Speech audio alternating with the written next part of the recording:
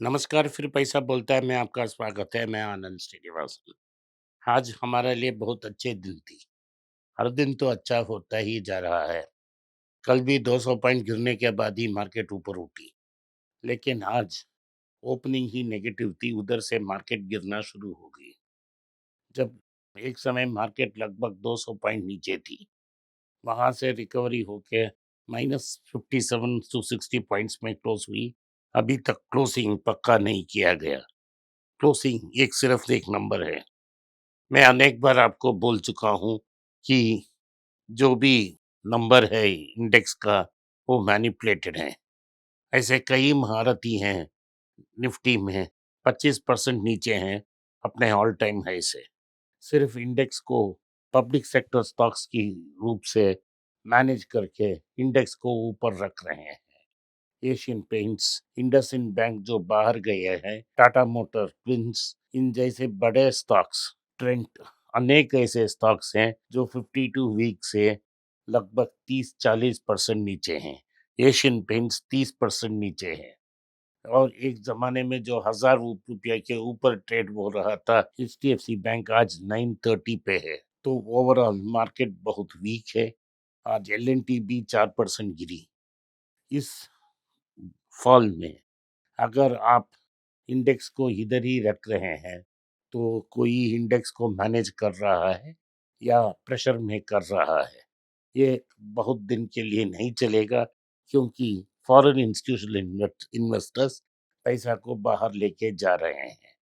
अब तक reserve bank of India ने 11 बिलियन डॉलर बेच के जनवरी में रुपया को डिफेंड कर रही है, लेकिन रुपया 9027 में है।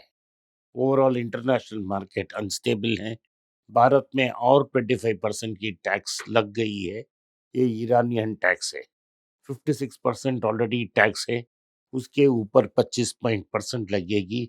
जिन जिन देशों ने ईरान से ट्रेड कर रहे हैं, ये टैक्स आज से लागू होगी। हाँ, ये ठीक बात है कि हमारा और अमेरिका के बीच बातचीत चल रही है, लेकिन बातचीत खत्म होके एग्रीमेंट साइन करने में अभी देर है।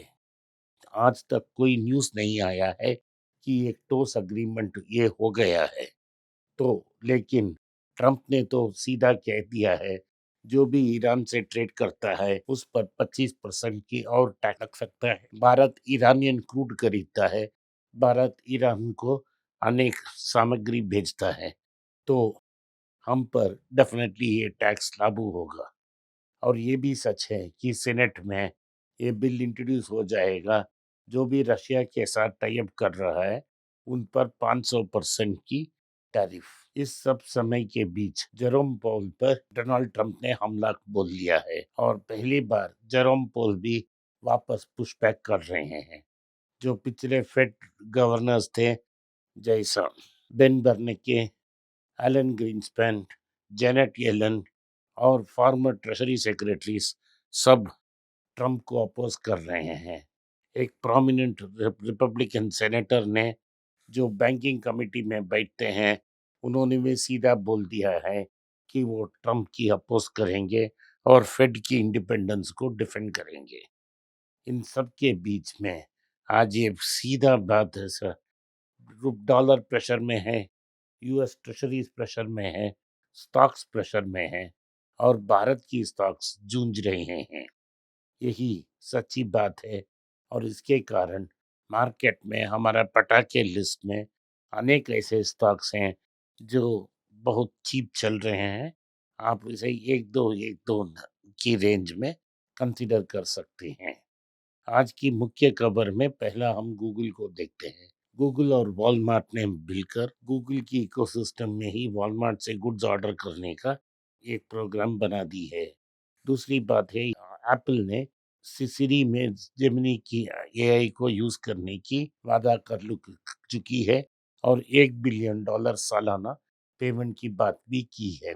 सो एप्पल और गूगल के बीच ये समझौता हो चुकी है। क्लियरली अल्फाबेट के पास इतना समय है, और वो कंप्लीटली वर्टिकली और इंटीग्रेटेड सिस्टम है, जिससे वो एआई को डोमिनेट कर रहे हैं। और जेमिनी जो है, वो चैट जीपीटी के और बेहतर है और सारी जगह वो एंटर कर चुकी है।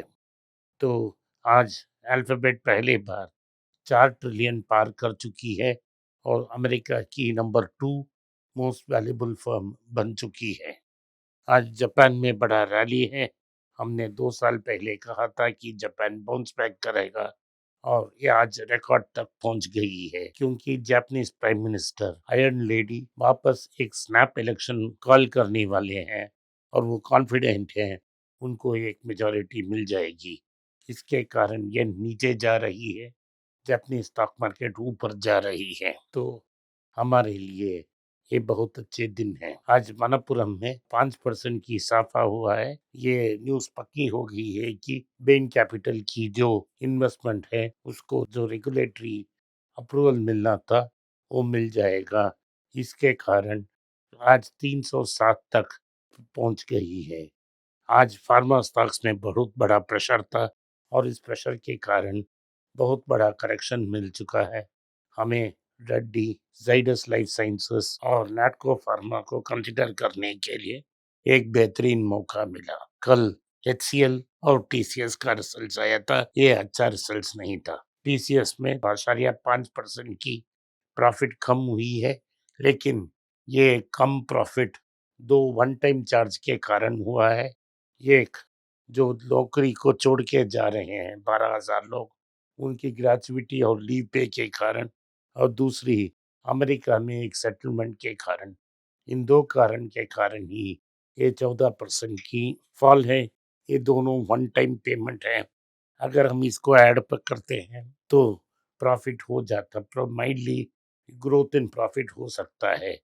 इस क्वार्टर में 57 रुपीस की डिविडेंड आ चुकी है और 57 रुपीस डिविडेंड हमें मिलने वाली है। आपको मैं याद दिला दूं, 2008 में टीसीएस सिर्फ 63 रुपीस में मिला था एक बड़ा फॉल में। जब भी फॉल आती है हमें एंटर करना चाहिए मार्केट में और उन स्टॉक्स को कंसीडर करना चाहिए। एचसीएल का रिजल्ट बुरा था। उन्होंने भी इंटरिम डिविडेंड डिक्लेयर की है और वो 11.5% नीचे आ चुकी है। बॉम्बे हाउस में एक नया डेवलपमेंट है।